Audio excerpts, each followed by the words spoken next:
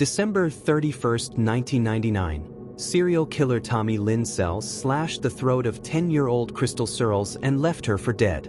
But Krystal survived with her trachea severed, crawled a quarter-mile for help, and gave police the sketch that ended a 20-year killing spree across America that claimed up to 70 lives. Between 1980 and 1999, a drifter named Lynn Sells traveled across America, leaving a trail of bodies in his wake. He claimed to have killed more than 70 people. Law enforcement confirmed at least 22 murders, but the true number may never be known. Convicted serial killer Lynn Sells, who was sent to prison in 1999 and claimed responsibility for dozens of murders across the country, was executed Thursday in Texas. Lynn Sells was born on June 28, 1964, in Oakland, California. His childhood was marked by severe abuse, neglect, and trauma that would shape the monster he became. By his teenage years, he was already committing violent crimes.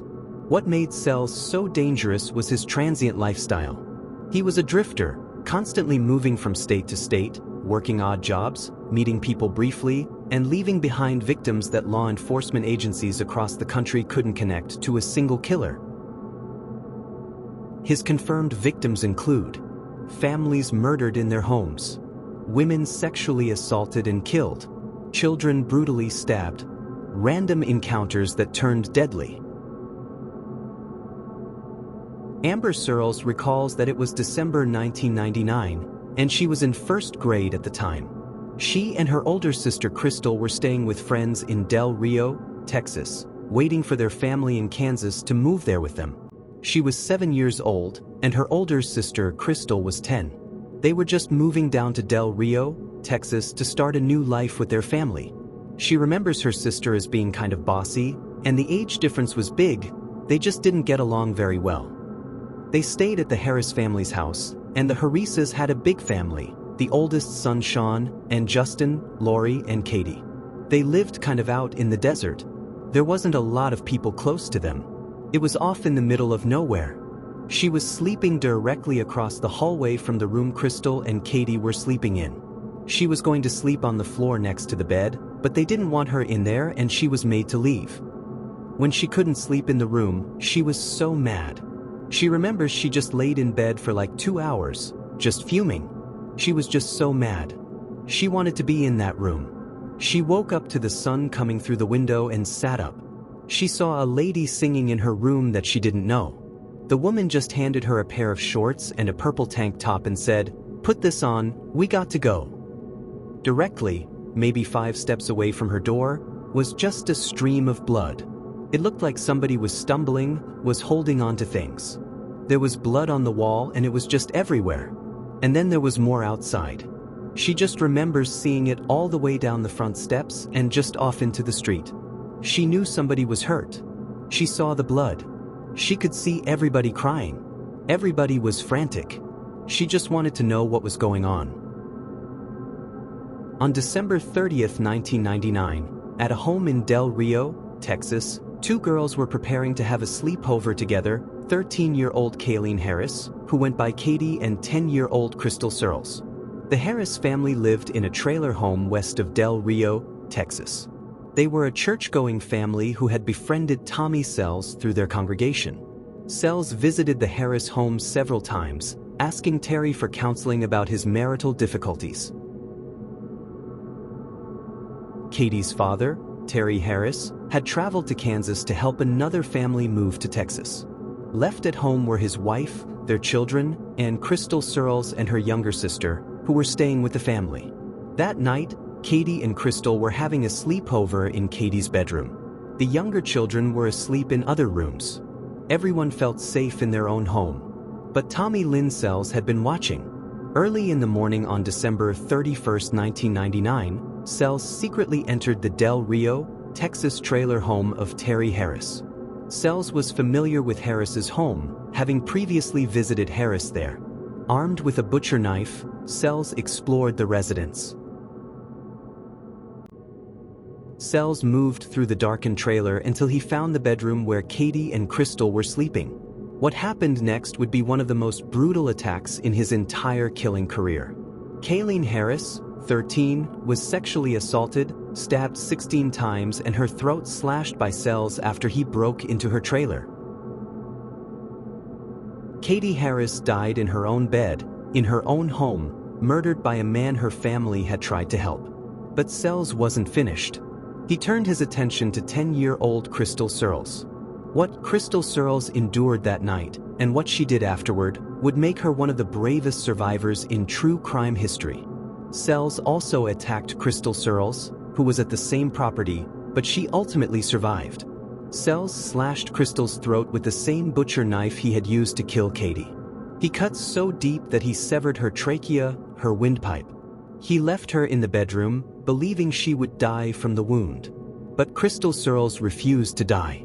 With her throat cut and unable to breathe properly, 10-year-old Krystal got out of bed, left the trailer, and began walking for help. Krystal survived and received help from the neighbors after traveling a quarter-mile to their home with a severed trachea. Imagine being 10 years old. Your throat has been cut. You can barely breathe. You've just watched your friend be murdered. And you have to walk a quarter of a mile in the dark to find help. That's exactly what Krystal Surles did. When she reached the neighbor's home and they saw her condition, they immediately called for emergency services. Krystal was rushed to the hospital where doctors performed life-saving surgery. But even before the surgery, even while fighting for her life, Krystal was already helping police catch her attacker. The most compelling evidence in the case against Tommy Lynn Sells came from the one person he left for dead, Krystal Surles. Her testimony, given first to police from her hospital bed and later in court, provided a minute-by-minute account of the attack that would bring down America's most prolific serial killer. Krystal's mother, Pam Surles, received the call that would change her life at 6 o'clock in the morning on December 31, 1999. She was in Kansas preparing to move to Texas when Val Verde emergency room staff asked for permission to airlift her daughter. Krystal had been attacked, they told her. Her throat had been cut. When Pam arrived at the San Antonio hospital where Krystal had been airlifted, she found her 10-year-old daughter surrounded by medical equipment. A machine was breathing for the child. Tubes ran from her small body. According to Pam's later testimony, Krystal looked like this baby in this humongous bed. Despite her own fear, Pam looked her daughter in the eyes and told her, "Mommy's here." The medical team had explained that the attacker had completely severed Krystal's windpipe and nicked her vocal cords. The injury should have been fatal. But even in this condition, Krystal's first concern wasn't for herself. According to her mother's account, Krystal kept asking, "Is Katie okay? Is Katie okay?" Pam couldn't answer. She couldn't tell her daughter that Kaylene Harris had died in the attack. As soon as Krystal regained consciousness after surgery, she demonstrated remarkable clarity of purpose. She wanted to talk to police immediately. Her mother recalled having to tell her daughter they needed to wait for the detectives to arrive. The investigating detectives who entered Krystal's hospital room made her a promise. They assured the injured child that they would arrest whoever had done this to her. One detective later admitted he was hoping he could back up that promise. At that point, they had no suspects and limited evidence. Krystal's mother understood that the child needed to tell her story in her own time and her own way. She later said she felt it was Krystal's story to tell when she was ready and comfortable. When Krystal did begin talking, what she described was both horrifying and remarkably detailed for a child who had just survived a near-fatal attack. Krystal told investigators that she and Katie had gone to bed late that night. She was sleeping on the top bunk when she woke to the sound of a scream. Without sitting up fully, she popped her head up just enough to look around the room. The bedroom light was on, giving her a clear view of what was happening. At the end of the bed, Krystal saw a man she described as having scruffy, long, dark, curly hair and a big, bushy beard that covered most of his face. His eyes, she said, were dark and mean. Krystal witnessed the man holding a knife to Katie's throat with his hand over her mouth. Then, according to her testimony, he cut Katie's throat and she fell to the ground. Blood was everywhere. The killer was preparing to leave the room, already opening the door and reaching for the light switch, when he looked back one last time. That's when he saw Krystal looking at him from the top bunk. Krystal testified that she tried to move to the right side of the bed to get away from him, but he was too quick. He reached over and slashed her throat. Then the light went off, and she heard the door shut. What Krystal did next defies comprehension. Lying in the dark with her throat cut, she didn't think about herself. She thought about the rest of the family sleeping in other rooms of the trailer. Had the killer hurt them too? Were they all dead? According to her testimony, Krystal got on her hands and knees and began crawling across the bedroom floor. In the darkness, she came across Katie's body. Her friend was making gasping or choking sounds. Krystal, with her own throat severed and unable to speak, lay down next to her dying friend. She rubbed Katie's back, trying to comfort her. She desperately wanted to say, "Everything's going to be okay," but no words would come. When the sound stopped and Katie was no longer breathing, Krystal described having an overwhelming feeling. "Get out, get up, don't lay here, go." That survival instinct drove her to do something that medical professionals later said should have been impossible. With her trachea completely severed, unable to breathe properly or speak, bleeding profusely, Krystal Surles got up and walked a quarter mile through the darkness to reach neighbors who could help her. The neighbors who answered their door that morning found a 10-year-old girl covered in blood, unable to speak, desperately trying to communicate that she needed help. They immediately called emergency services. While emergency responders rushed her to the hospital, while surgeons fought to save her life, and while her mother raced from Kansas to be at her bedside, Krystal Surles had already done something extraordinary. She had survived, and she had seen her attacker clearly enough to help police identify him. Within 48 hours of the attack, based on the detailed description provided by this 10-year-old survivor, Tommy Lynn Sells was in custody.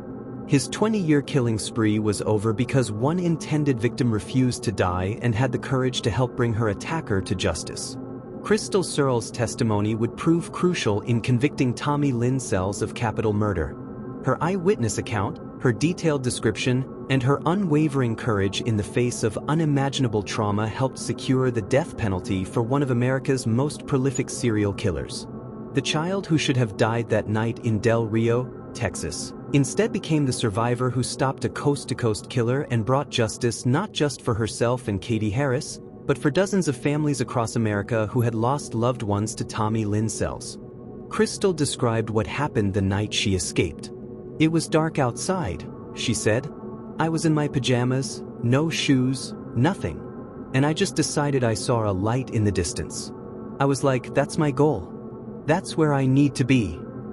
She explained how she got on the road and walked really slow toward that light. "Really, all I could think about was just get to this house, just get to this house, just get to this house," Krystal recalled. When she reached the house, she banged on the door. "I hear a gentleman. He's like, 'Who's there?' 'Who's there?' she remembered. 'I can't talk. So I'm just banging as hard as I can on the door. And then he opens the door." The homeowner later told police, "I have a little girl just rang my doorbell." The detective described the identification process. "We had a forensic artist that was stationed in Boston, Massachusetts at the time. She was contacted and brought to University Hospital." Krystal told investigators, "I couldn't get the picture out of my head, and it amazes me how good they sketched it compared to how he really looked at the time, because it was so perfect." The detective recalled the critical moment. "We entered Krystal's room, woke her up, and I explained to Krystal. I told Krystal, we have a photo lineup, and if you see the man that was in that residence that did this to y'all, please put your finger on him." The detective described what happened next. You could see her eyes moving from one individual photograph to the next. And then you could see that she came back and focused in on one photograph. And I was standing beside her when she did this.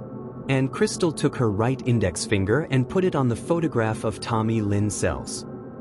The detective concluded, Tommy Lynn Sells, at that point in time, became our #1 suspect. Despite her horrific injuries, Krystal Surles was able to provide police with a detailed description of her attacker. She described his appearance, his clothing, his mannerisms, everything she could remember from those terrifying moments.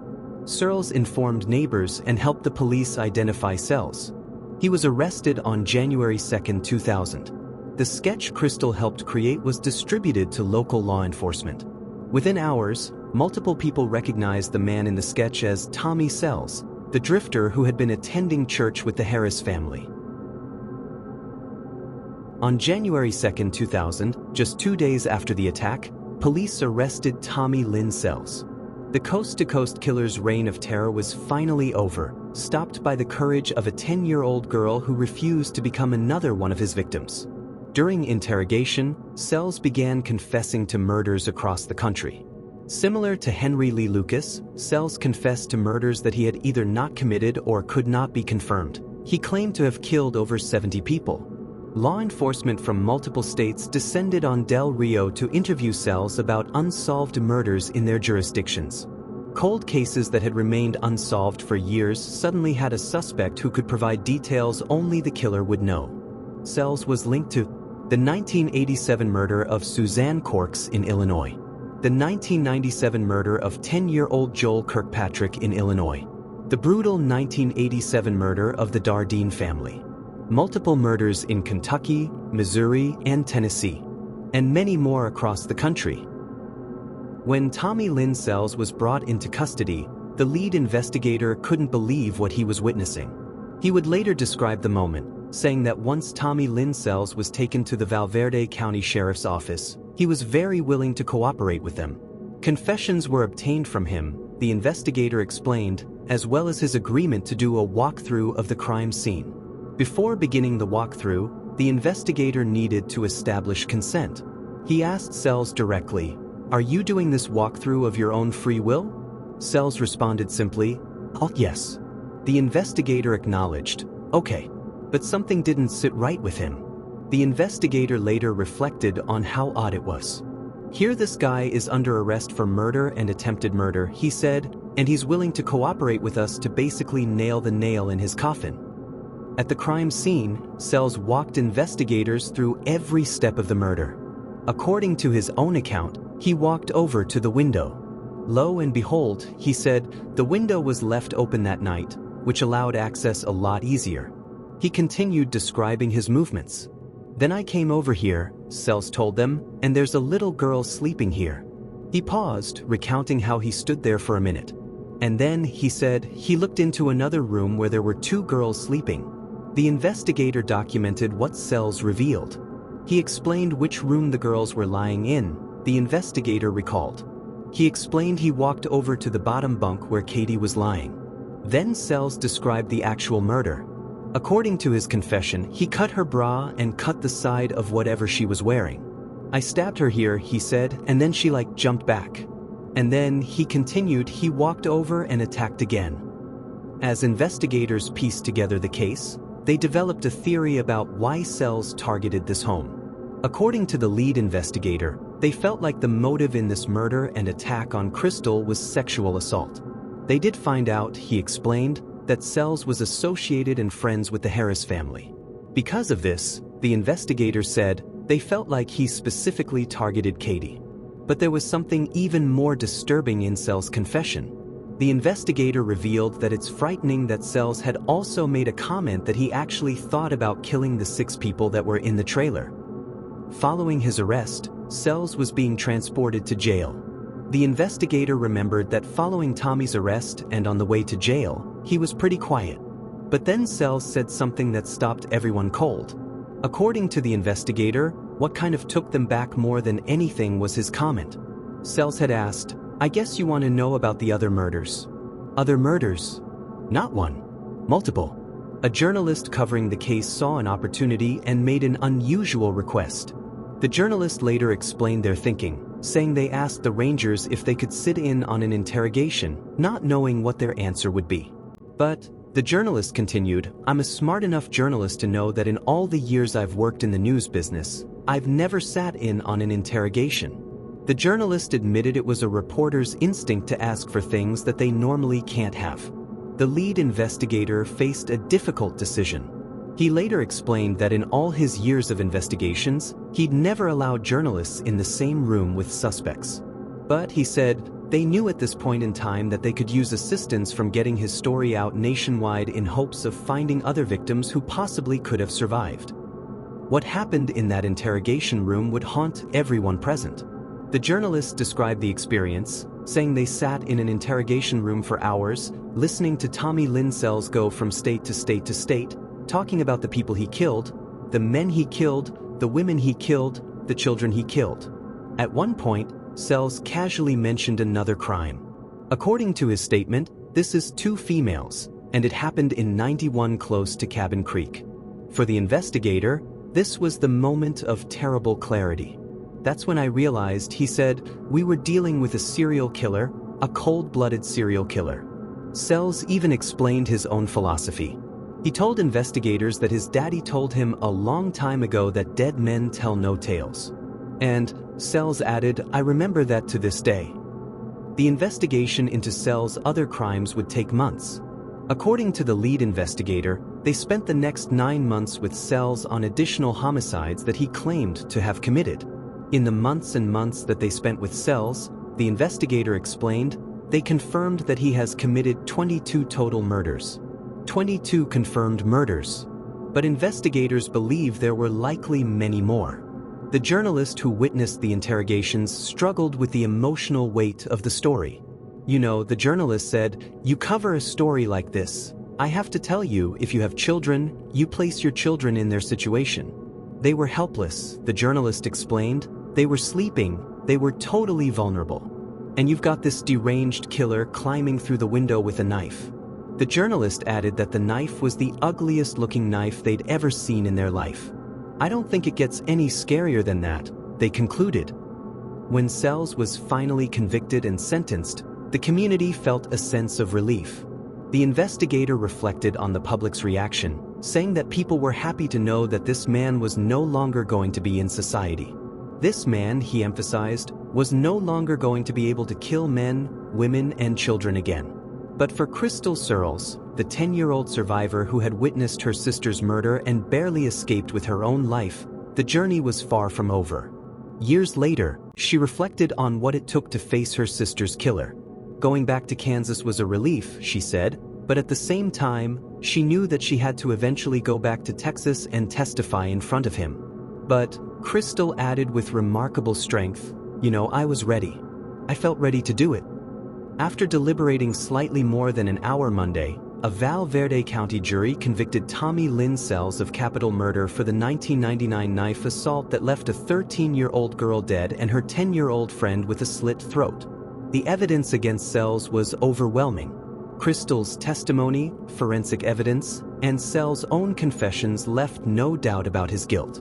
The jury took just over an hour to convict him. Prior to the trial last week, Sells pleaded guilty to attempted murder in the attack on Krystal Surles. The sentencing phase was equally swift.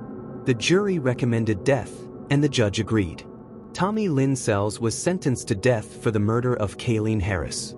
Convicted serial killer Lynn Sells, who was sent to prison in 1999 and claimed responsibility for dozens of murders across the country, was executed Thursday in Texas. On April 3, 2014, Lynn Sells was executed by lethal injection at the Huntsville unit in Texas. He was 49 years old.